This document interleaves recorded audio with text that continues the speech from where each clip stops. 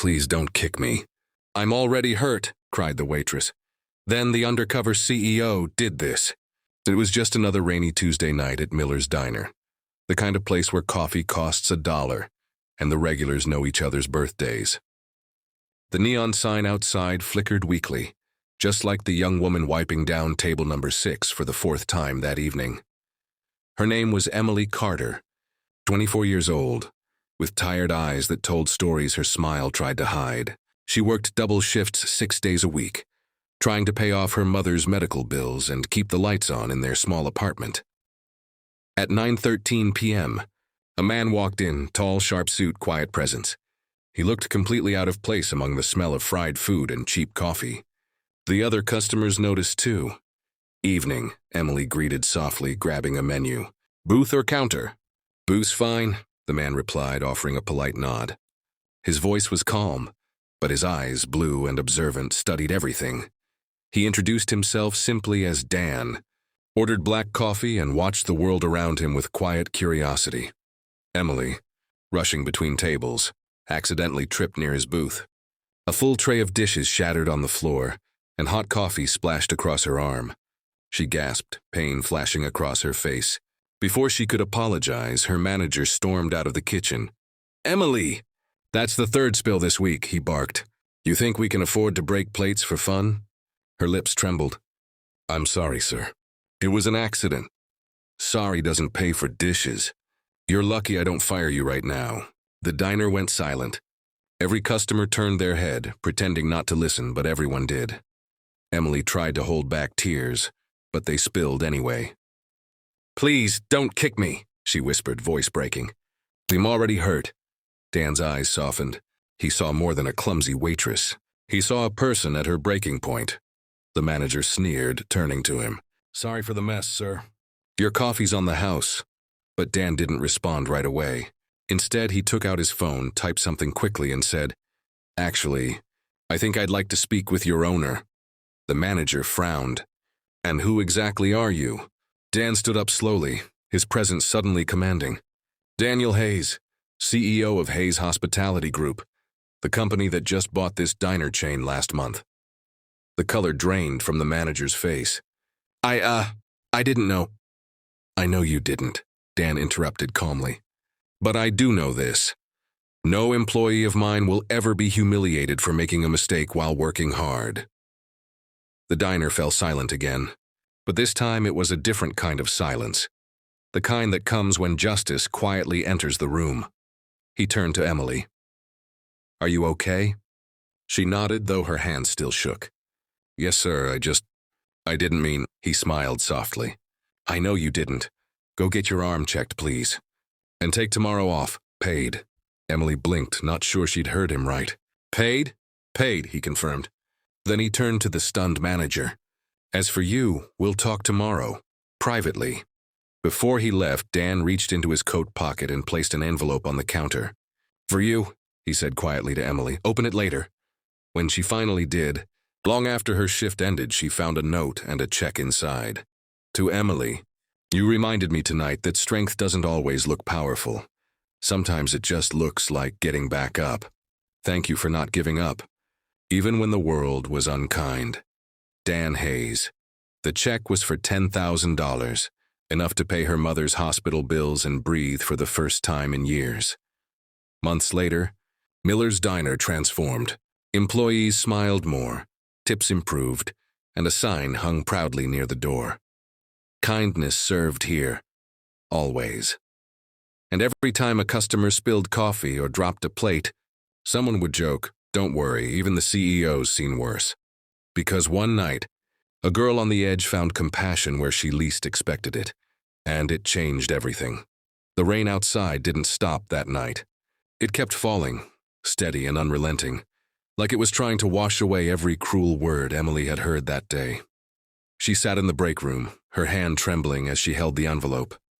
The warmth from the coffee machine behind her felt distant compared to the warmth spreading in her chest as she read the CEO's note again and again.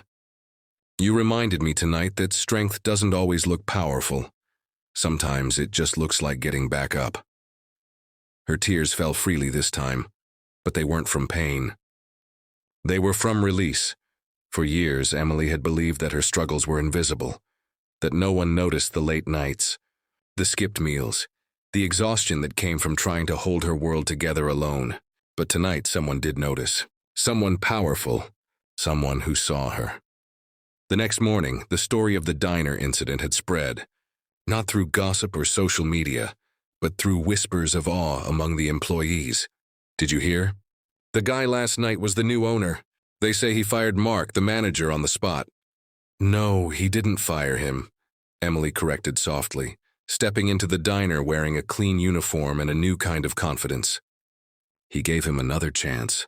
After making him apologize, everyone turned. Even though her bandaged arm was a reminder of the chaos, her smile was calm. Dan Hayes had come in early that morning, wearing jeans and a plain gray sweater this time, blending in easily. He wasn't there to inspect. He was there to listen. When Emily walked in, their eyes met, and he smiled. Morning, Emily. Feeling better? Yes, sir. Thank you again. For everything. He gestured for her to sit. Please call me Dan, and you don't need to thank me. You earned that check. You've been carrying this place when leadership forgot what it means to lead. Emily looked down, touched. I just didn't want to give up. My mom always said, even broken wings can fly if you keep flapping. Dan chuckled softly. Your mom sounds wise.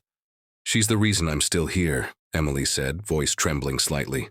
She raised me alone. Worked 2 jobs. Now she's sick, and I guess I've just been trying to be like her. Strong. Dan nodded slowly. You know, he said, leaning back, when I was your age, I was cleaning tables too. My father ran a diner not too different from this one. He taught me that people don't quit jobs, they quit how they're treated. Emily looked up, surprised. You worked in a diner? He smiled. I did, and I remember the nights I went home covered in grease, wondering if anyone would ever see my worth. So when I saw what happened last night, I couldn't stay silent. She blinked back fresh tears. Most people would have just watched. Most people forget what it's like to struggle, Dan said quietly. But I haven't. In the weeks that followed, Dan visited often. Not as a CEO with a clipboard, but as a human being. He sat with the cooks, helped wipe down counters, and listened to everyone's stories. The diner slowly transformed. Emily noticed how he replaced the flickering neon sign outside with a bright, welcoming one. How he started a hardship fund for employees in crisis. How he asked for her input in creating a kindness policy across all Hayes hospitality locations. One night, a month later, Emily found herself sitting with him after closing. You changed this place, she said. Dan smiled faintly. No, you did. You reminded me why I started my company in the first place. She frowned slightly. Why did you? He looked out the window, watching the rain begin to fall again. Because when my mother passed, I realized she never got treated kindly at her job. She worked for people who only saw numbers, not faces. I promised myself I'd build something better. Emily was quiet for a long moment. Then she said softly, I think she'd be proud of you. Dan turned back to her, eyes warm. And I think your mom would be proud of you too, Emily. Months passed. Emily's mother recovered, thanks to the help she could now afford. She visited the diner one sunny afternoon, her hand resting proudly on her daughter's shoulder. This the place you've been telling me about? She asked, smiling. Emily laughed. Yeah, it's more like home now. Dan happened to walk in at that moment wearing his usual smile. Mrs. Carter, it's a pleasure to finally meet you. You must be the man my daughter won't stop talking about, she teased. The one who gave her hope again. Dan's smile softened. No, ma'am. She already had hope. She just needed someone to remind her of it. A year later, Emily stood on a small stage at a company event. The banner behind her read, Hayes Hospitality Annual Awards, Celebrating Kindness in Action.